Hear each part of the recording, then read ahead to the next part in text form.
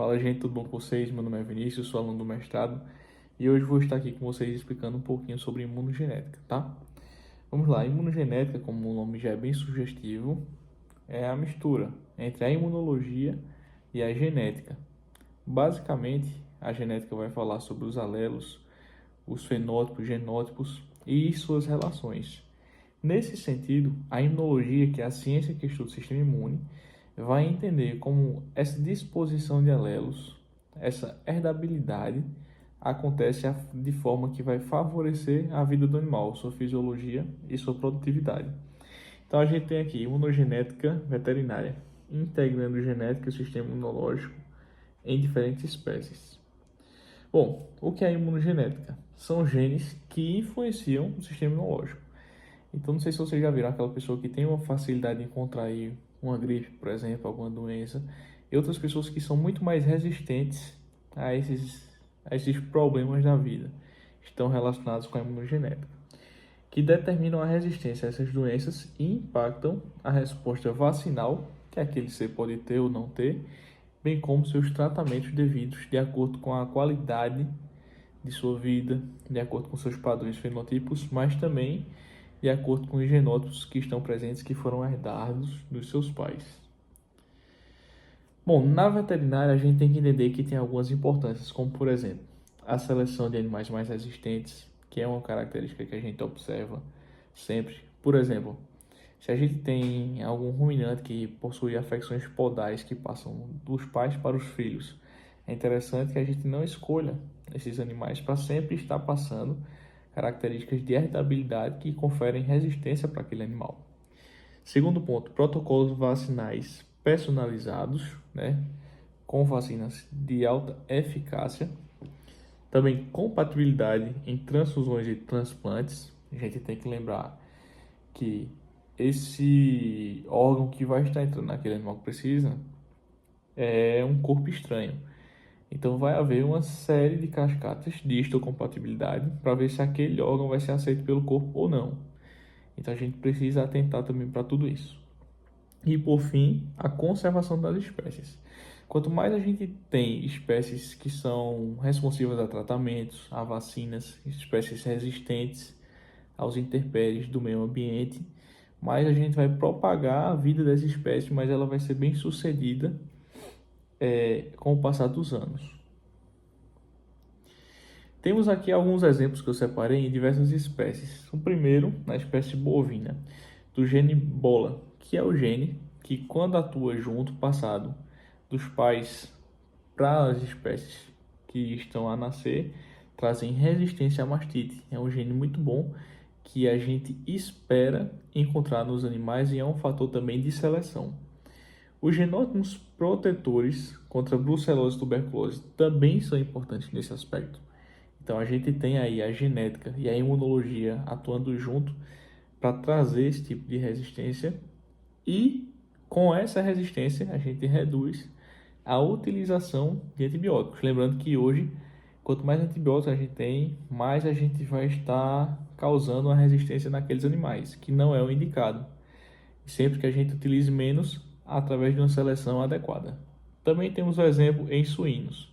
O gene, por exemplo, GBP1, traz resistência ao PRRS, doenças causadoras de morte em larga escala em suínos, que possuem também melhor resposta a vacinas. Então, através da seleção adequada, conseguimos ter suínos que respondem bem a vacinas e que têm mais resistência do que outros que de repente não conseguiriam responder.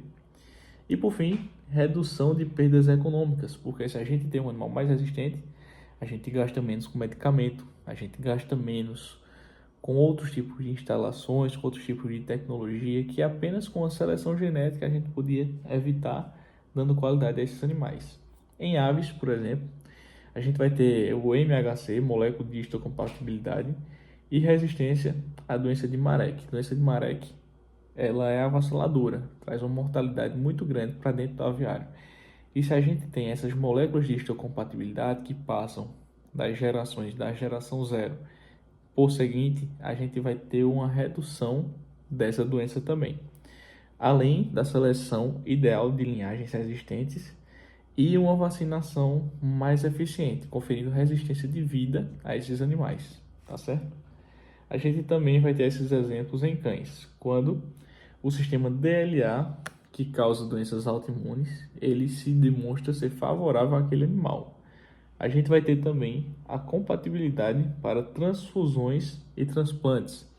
Então, aqueles animais que conseguem receber melhor esses órgãos, eles possuem características de histocompatibilidade que fazem com que, diferente de outros, eles consigam adaptar-se à recepção de outros órgãos. Tudo isso relacionado à sua característica genotípica também, tá? Predisposição genética à resposta vacinal é sempre uma característica buscada em várias espécies. Se ela responde bem ao tratamento com vacina, isso significa que o animal vai ter mais resistência, vai contrair menos doenças e vai ter uma sobrevida com longevidade saudável, tá? Temos também a genética ligada à resistência a FIV e FeLV.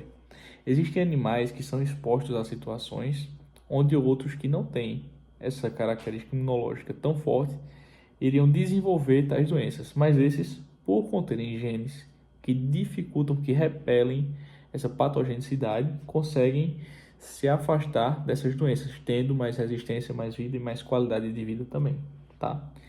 Temos também grupos sanguíneos de compatibilidade e doenças autoimunes e inflamatórias.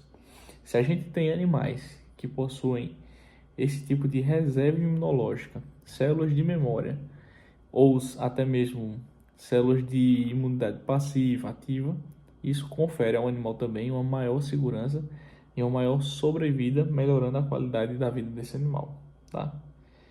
Bom, em silvestres nós temos guepardos com baixa diversibilidade, então, como tem baixa, a gente tem que ser mais seletivo ainda, para selecionar aqueles que possuam características que nós queremos que eles tenham, que tragam saúde, produtividade, fecundidade, tudo aquilo que o criador busca para trazer qualidade de vida ao animal.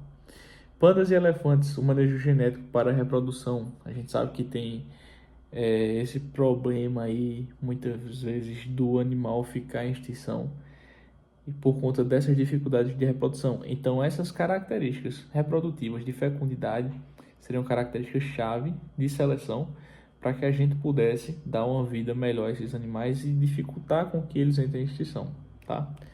E aplicações em zoológicos e em locais de conservação. A aplicação desses conceitos nesses locais de conservação faz com que a vida se prolongue e a vida saudável também se prolongue, também mantendo uma vida ativa sexualmente, uma vida que o animal consiga viver e consiga gerar um progênie de modo que não entre mais em extinção, tá? Conclusão: a imunogenética melhora o bem-estar e a produtividade dos animais, além de dar suporte à medicina de precisão e integra genética, imunologia e produção animal. Se a gente une tudo isso, a gente consegue ver animais cada vez mais produtivos dentro daqueles animais de produção, mas dentro dos animais de companhia a gente consegue ver animais com a saúde melhor, com a longevidade mais estendida, e dentro dos animais exóticos ou silvestres, que porventura estejam entrando em período de extinção, a gente consegue ver a conservação dessas espécies e o bem-estar de toda a natureza, tá? Então essa é a nossa explicação, essa nossa aula curta aí, direta e objetiva. E agora vamos para as atividades que vão ficar aqui embaixo na descrição, que vocês vão poder ver. E vou deixar também o gabarito, tá? E aí vocês podem responder e depois estar compartilhando com a gente. Beleza? Então essa foi a aula na cadeira de genética ministrada pelo professor Cláudio Galvão e eu, aluno do mestrado Vinícius Vanderlei, estive aqui colaborando com vocês. Vou deixar aqui na descrição meu WhatsApp, se quiser entrar em contato com a gente, só falar, tá certo? Fiquem com Deus, valeu!